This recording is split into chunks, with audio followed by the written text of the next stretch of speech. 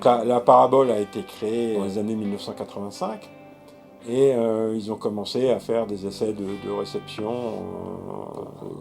Le projet avançait normalement à ce moment-là.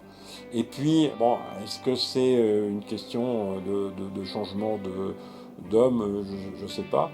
Mais brutalement, une fois la phase d'installation à peu près terminée, tout le monde s'en est désintéressé. Pendant de très nombreuses années, on apercevait cet instrument, cette antenne, à distance, assez loin, quand on passait au large de la Cité des Sciences. Et on leur a demandé si on pouvait avoir un usage de cet instrument, qu'est-ce qu'ils en faisaient. À notre grande surprise, la Cité des Sciences ne savait pas ce que c'était que cet instrument.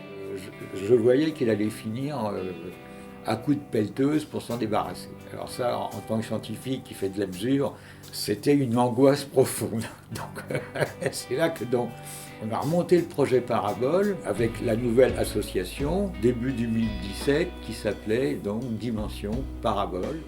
Et puis alors, très tranquillement, il y a d'autres radios amateurs qui ont trouvé le projet intéressant.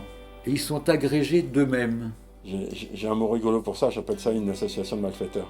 C'est-à-dire que chacun a un rôle dans l'association. Il y en a un qui va s'occuper, comme moi, des asservissements. Il y en a un autre qui s'occupe de la réception radioastronomie. Donc chacun a son rôle à jouer. Chacun apporte son expérience dans son domaine. Et c'est une des forces de Dimension Parabole, c'est de savoir s'entourer des gens qui sont compétents dans les domaines qui nous intéressent.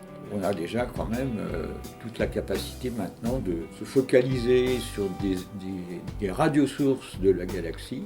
Et même récemment, on a découvert un réseau de la NASA qui met en liaison plusieurs radiotélescopes. Et là, aujourd'hui, on a quasiment le niveau pour entrer dans le réseau de la NASA.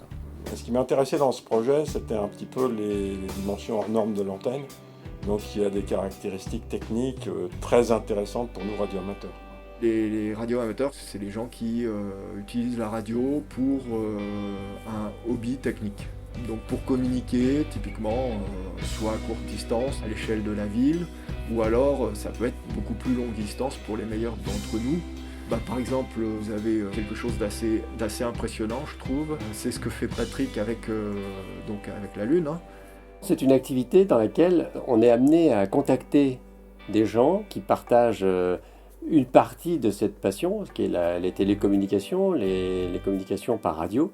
Et vous rentrez en contact avec des gens que vous ne verrez jamais de votre vie. Mais moi, j'ai des amis en Floride, en Californie, au Texas, que je n'ai jamais rencontrés. J'ai un de mes amis radioamateurs qui dit que le radioamateurisme, c'est le premier réseau social. La radio d'amateur, elle a commencé à la découverte des ondes courtes dans les années 1910-1920. Et ce sont les radioamateurs qui ont découvert les ondes courtes.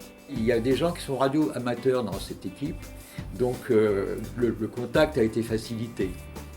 Parce que quand on est radioamateur, on a l'esprit d'équipe et on s'entraîne, c'est naturel. Ça m'a montré que certains projets pouvaient être menés un peu autrement que dans l'industrie.